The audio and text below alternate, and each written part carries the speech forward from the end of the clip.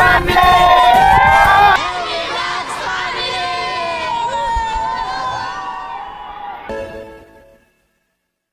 kapams, tinawag na si Lab sa loob para sa ECG yata yun, gagawin sa kanya. Lumabas mo muna ako. Yan po ang SM Fairview. Dito po tayo sa Robinsons, katabi ng Nova Stop. Gano'n na po, mag 1 PM na. Punta yata kami kanina is 10 o'clock yata. Yung lamig sa loob. Yung lumabas mo muna ako rito sa harap ng MaxiCare. Ito para sa harap natin. Ano ba na sa ito?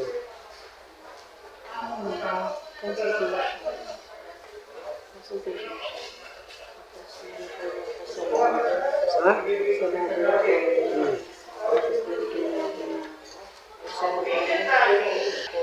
Seta? Tapos medicine. So, punta muna ako dun sa nurse section para ipaprocess ko. Kaya mo ito, hapon na. Ipapagila ko lang kasi. Wait lang po.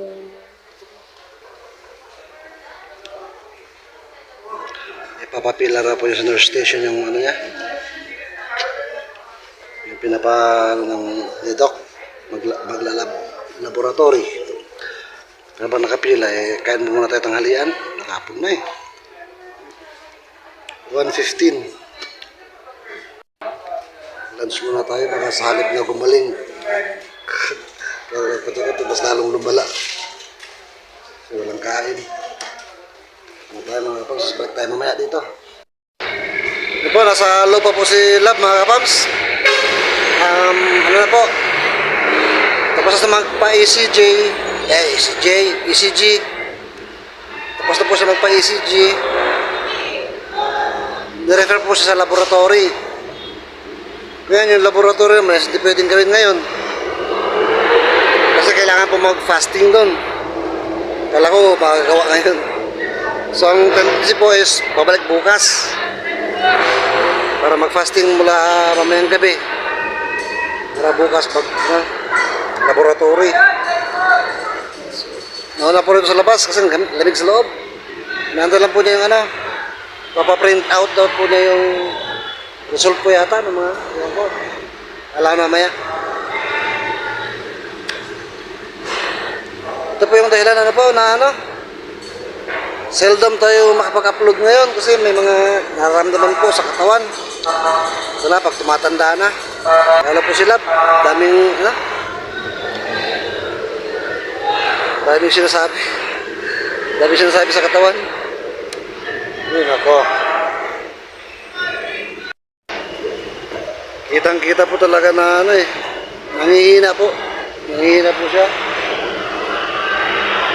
Napakahina ng boses, magsalita. Walang lakas.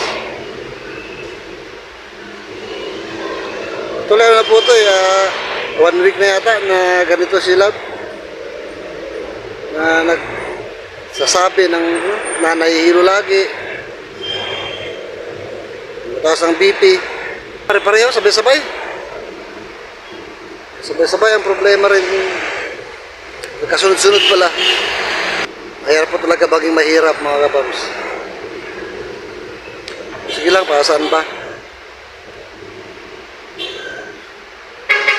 Ganun talaga ang buhay. May panahon na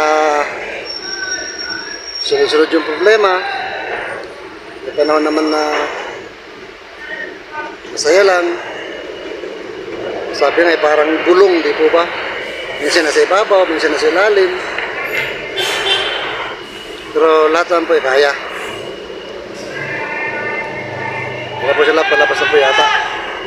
Kaya po siya, palabas na po.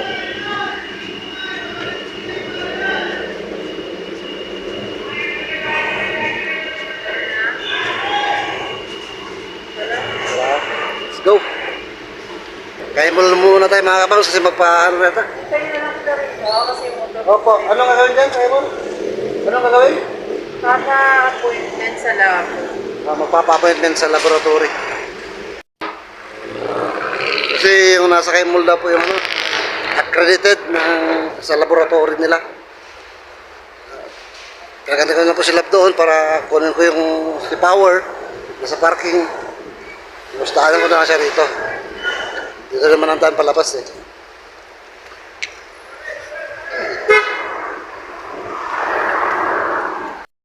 Nova Stop. Dito tayo ginarahe yung si power.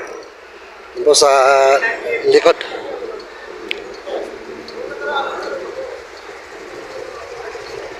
Nova Stop. Ayan po si power sa diretso lang.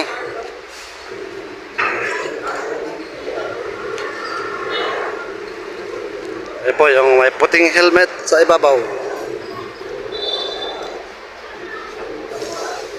Wow, ang power. Ultimo side mirror, wala. Wala po nakuha natin sa impounding. Di pa natin na, ano to? Wala natin ng budget.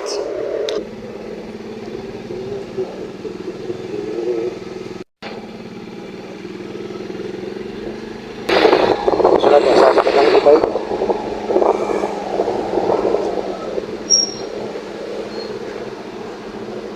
3 hours later. Kung mga kapams, bago tayo tuloy ang umuwi. Kasi magpapacheck up well up. Consult, mag-consult ko ng mga nararamdaman ko sa katawan.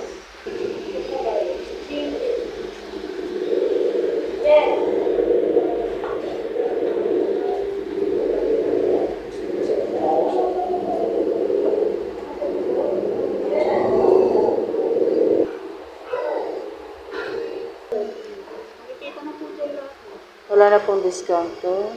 Ano ma'am, nakapackage na po siya kasi... Ito. Oh, ito. Ito ma'am. Kasi kung isa-isa niya, kung karo yung 2K plus. Kala mo pumalo pa. Oh. 2K plus pagka isa-isahin. Pero, Kaya pinackage na lang po para mas nakamura. package magkano siya? 1.5. Sa diabetes ninyo, sa kidney, gout, nasa liver. So far, so good. Not so good. Ulitin po yung BP ko mga kapams kasi masyadong mataas. Nagpalo ng 200. Oh no! Hindi na ako tao. Super sayang na ako. Kaya relax lang muna. Para kuha na rin ang BP.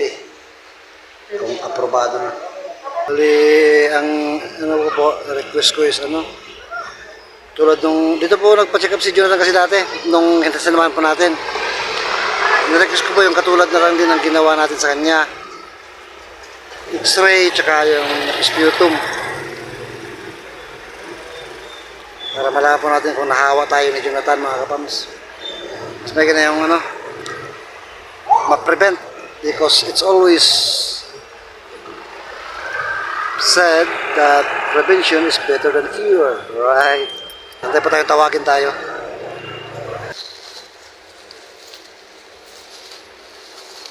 Tara, let's go. Ito, bumili na po tayo ng sambong. Isa sa mga inano ni Doc na kailangan bilhin. Nagpa-extra na rin po ako. Tapos bukas po laboratory. Ano po nararamdaman sa katawan?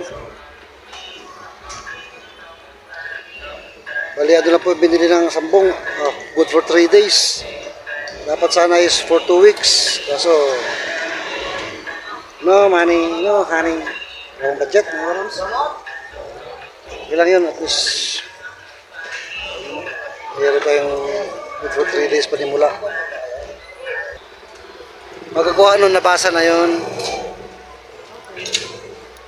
Ano na yun, record sa ano.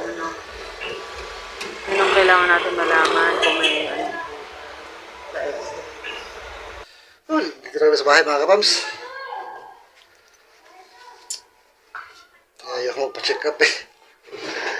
Pagkatapos nag-check up, malaman ko kung ano mga kailangan gawin pa laboratory. Wala rin din makapagpa-laboratory. Sama lang, karamdam mo lalo. Konsulta ka nga para malaman kung ano kailangan gawin. Hindi mo magawa. Nagreseta pang 2 weeks na gamot. nabili. Pang 3 days lang nabili. Ngayon, ubus-ubus na yun. Pahinga muna tayo mga kapams. Ito po ang dahilan kaya hindi tayo laging active. Hindi nakapag-upload lately. Hindi tayo makapag-edit. Last upload na natin yung kina-Ate Inday. Ano pa yun, di pa maayos. Kasi naroon na tayo ng time.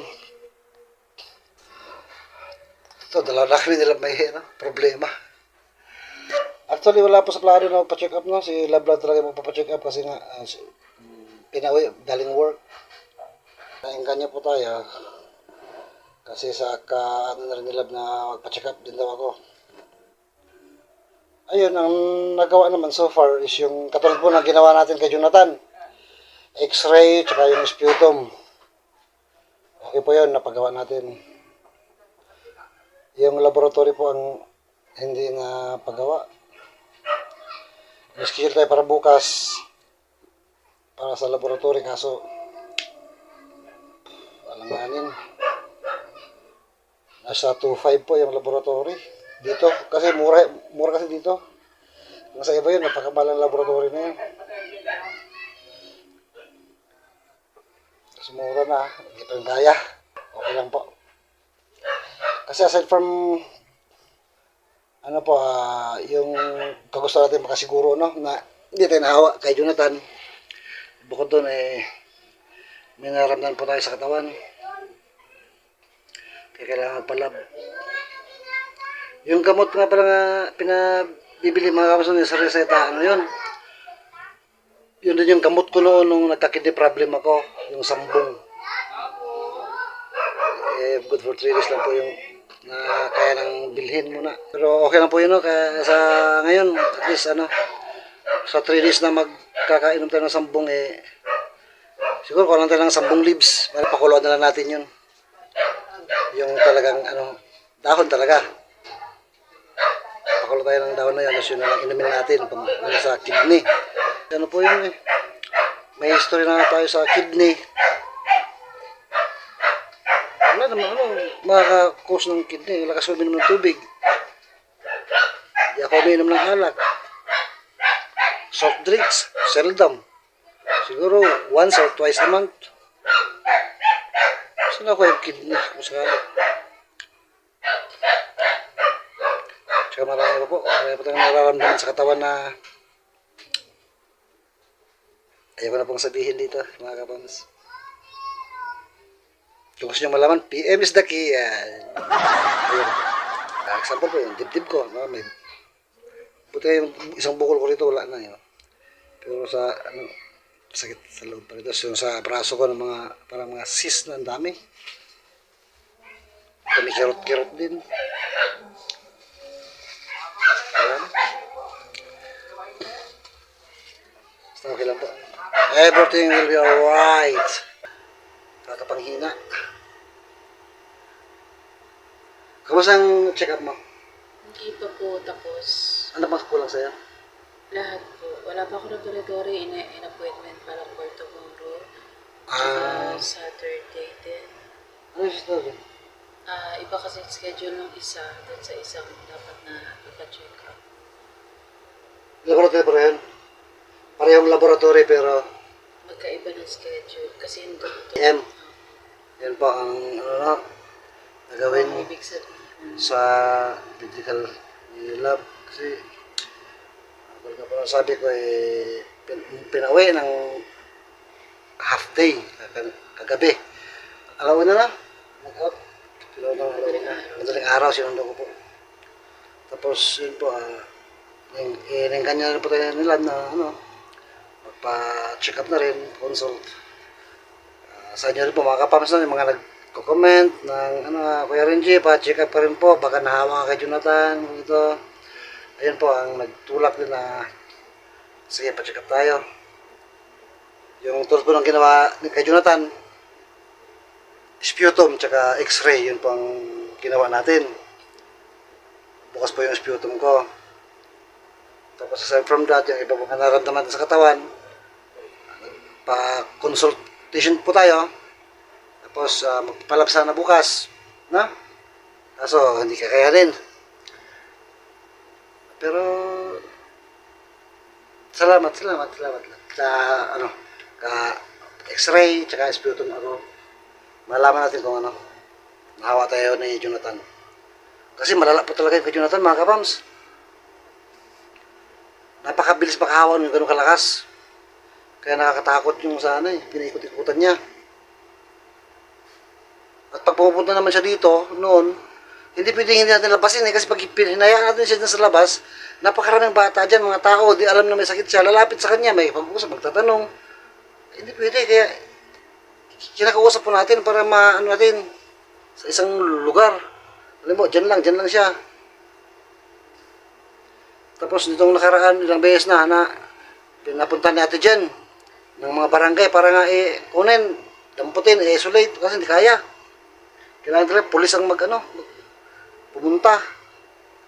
Ayaw sa mama ni Jonathan yung dadamputin tapos ilang lalaki lang ang kasama sa grupo na dadamput, dalawa. Hindi kanila kaya Jonathan. Kahit ganun yun, lalaban yun. Anyway, salamat po mga kapatid sa pagsama sa amin at sana sa pag-unawa ng bakit ganito ang vlog natin ngayon. Hindi na nakakapag-upload.